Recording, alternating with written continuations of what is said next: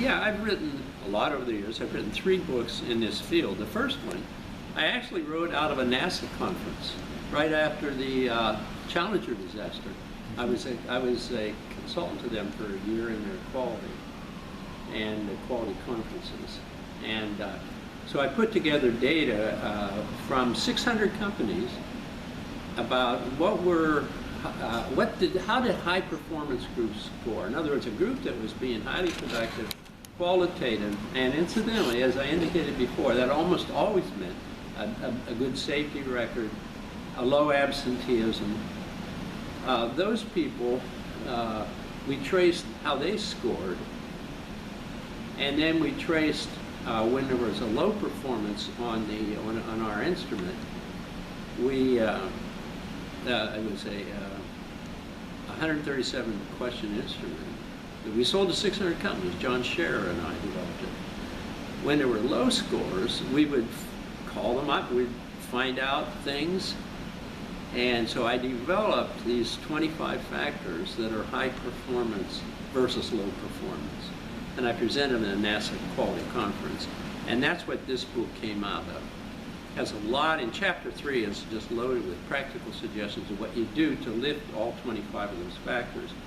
In fact, Pfeiffer and Jones one year, or Pfeiffer in his annual, where they do practical section, they took our whole chapter 3 and got permission from HDRQ to use that as their practical session, what to do. So this came out of that.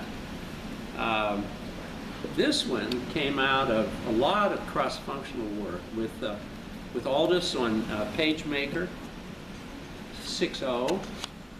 5.0 had been laid, 6.0, I'm proud to say, we spent 2 years at Aldous and it came out on time. And also I've done other project work at Philadelphia Electric with 27 project managers. So this book is written out of solving the cross-work puzzle.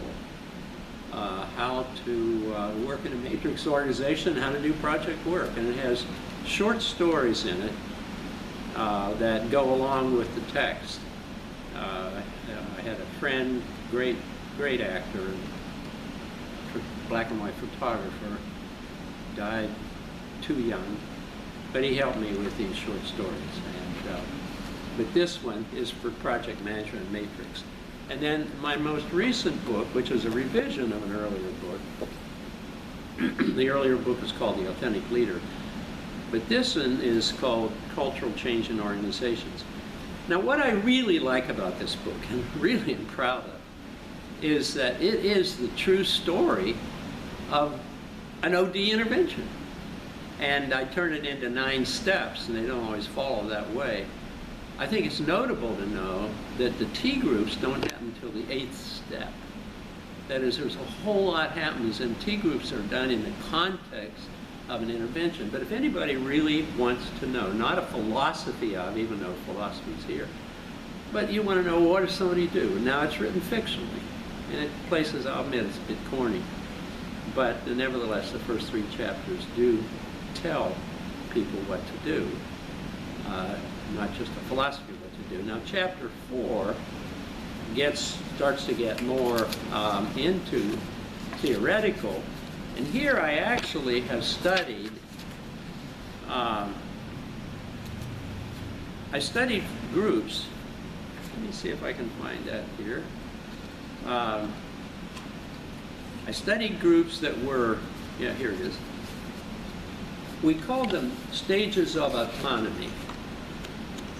And let me tell you what goes on here. In Profile 1, frankly, the supervisor does all this stuff. It's in gray. The supervisor does everything. The task of the workers, the employee, is to do the assigned work. And that's a very authoritarian group. And then it gets progressively down to where you have the supervisor monitoring all these things. Also controlling as needed and coaching as needed. Now, we then studied 150 groups and supervisors who fit into these 4. We even had one supervisor who managed 3 crews And these 3 crews, one was a profile 1, one was profile 2, one was profile 3. But we measured them, and this chart shows what happens in terms of safety, cost savings, and quality if you move from profile 1, more authoritarian, to profile 2 to profile 3, and that's where the big gains are. There still are slight gains, but very slight, in profile 4. Now, the sad thing in American industry, and not just American, like Volvo was a great example of it in Sweden, which is now closed because it wasn't productive. Anyway, is that they decide, let's say they're in an authoritarian culture, and then they announce something like, and this doesn't happen much anymore, I hope, but self-managed teams. Well, what that does is people jump from here, clear off this chart, clear off the chart. They jump to a profile 5, which is just highly permissive, and of course it fails. You can't manage that way. You can't even go from 1 to 4. It's an evolutionary process. You go, if you're in profile 1 and they're doing really great, then you may have people that really want to be led by a more authoritarian leader, not a cruel authoritarian leader, but somebody that just directs it. But let's say they're not doing great and you want to move. Well, you move gradually. You don't move radically. And the evolution can happen much faster than people imagine. But it's a gradual evolution across these styles. It's very critical. I tell a story in here of a supervisor who went to a new plant. His name was Joel Baker, in fact. He's now a plant manager anyway. Joel moved as a supervisor, and he got in this new crew, and I forget the exact numbers, but I think it was something like the first week he was there, he had, let's just say, 25 requests. His crew would call him and say, I need this from so-and-so. Joel would say, well, just call them. Just call them. Just call them.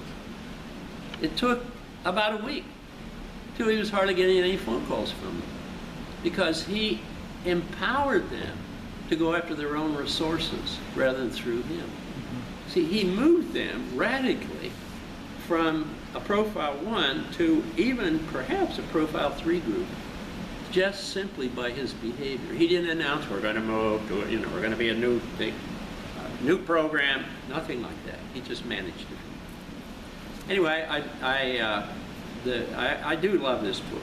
The appendix is basically made up of do this, here's how you do it, transition sessions, U.S. Navy kind of a model, here's how you do them, here's what you do, designs for all kinds of activities that we taught in the, I'll call it, corporate graduate program.